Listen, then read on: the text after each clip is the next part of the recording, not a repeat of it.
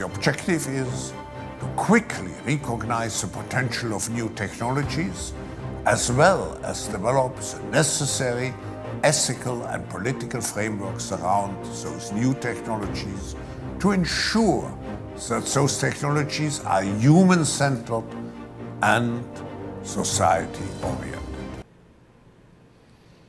Man, that sounds good. He seems like a good dude. Joining me now is a friend of mine, someone I lean on a lot when it comes to anti-communism, makes me smarter all the time. His name's James Lindsay. He's the founder of New Discourses and author of a book you really, really should read called Race Marxism. If you want to know a lot of what you're seeing around you, he explains it in Race Marxism. All right, James, Klaus Schwab seems like a good dude. He's interested in helping humanity. What's your problem? Looks like a communist. Mm-hmm. I mean, what did he just say, right? He said, we're going to have a human-oriented project that orients toward society. That was Marx's ideology. We have to make man into the object of man, society into the object of man, so that they co-create one another. And we're going to make man more human, and we're going to make society more human, and we're going to use technology to do it. He's a communist. James, more human, what does that mean? Even words like that are so more human. How are we not human? I mean, this is exactly what Marx said. Marx's whole philosophy boils down to how does mankind differentiate itself from animals? He casts down God and he says, what makes humans different from animals? What makes it so that we are our own creators? And that's really what this is about. So he says that you become more human by realizing that you are a creator in your very essence. And you do that by broadening your subjectivity so that you can imagine what you want to see in the world, create it in the world, and then see yourself as a creator in your object that you've made. And then you make man and society into your own objects.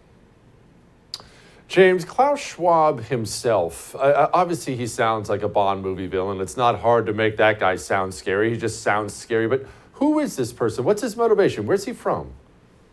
Well, he's from Germany, but he, and as he sounds, he actually is a very interesting character.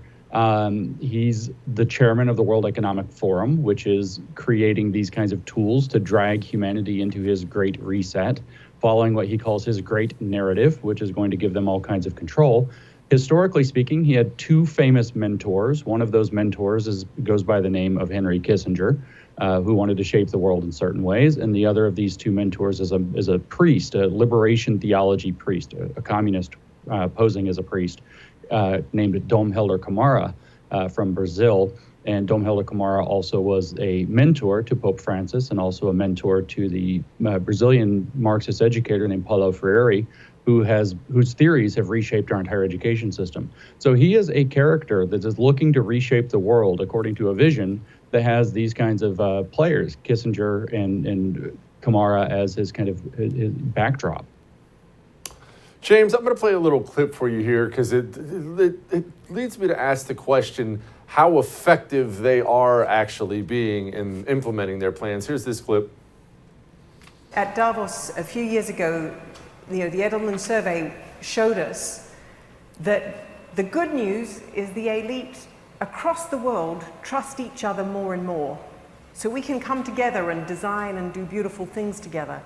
The bad news is that in every single country they were polling, the majority of people trusted that elite less. So we can lead, but... One, I love that they call themselves elite. Two, I understand they have nefarious, horrible plans at the World Economic Forum, but it does feel like people are pulling away from them, not following behind, correct? Yeah, they have completely lost the bottom, if you will, the grassroots. So their strategy actually is one that is known as top-down, bottom-up, inside-out. So you have to attack the existing society from all directions. You have to have a top-down power. That's them with their environmental, social governance tools. And in the social, we have, the critical race theory, the diversity, equity, and inclusion demands upon institutions, so the top-down institutional model. But they also wanted to have a grassroots, bottom-up social justice movement and movement for environmentalism and movement for, a better governance of our world, which that's the point of Klaus Schwab's great narrative. The title of his newest book was that we have these existential threats. And if we don't all come together and accept global cooperation and global governance and leadership, then we're not going to be able to solve them. And they've lost that bottom. They've absolutely lost the grassroots. Nobody trusts them anymore. They see that something very Bond villainish is taking place here. James, that seems like an error that these people wouldn't make. I've seen this where over just the course of my lifetime, these people were more trusted 10, 15 years ago, and now people are recoiling in horror. Was it COVID? The COVID response? Is that what had people pull back from the WEF a little bit? You know, I think it was largely COVID. I've talked to maybe thousands of people at this point who all point to the same moment when all of a sudden, you know, they saw the glitch in the matrix, if you will, which was when COVID policy no longer applies for racial justice protests and riots. They said, wait a minute, something is wrong here. The entire apparatus of public health is a sham. And so the trust in elite institutions or even vital institutions or even secondary institutions depends upon it making sense to people why the policies that are being put forth are being put forth. And when they came out there with the COVID and the racial justice hand in hand at the same time, a crack happened, I think, and people actually saw, wait, something is not right. And now they've gone pedal to the metal. They're trying to double down by saying heart attacks and strokes are normal in children and in young elite athletes.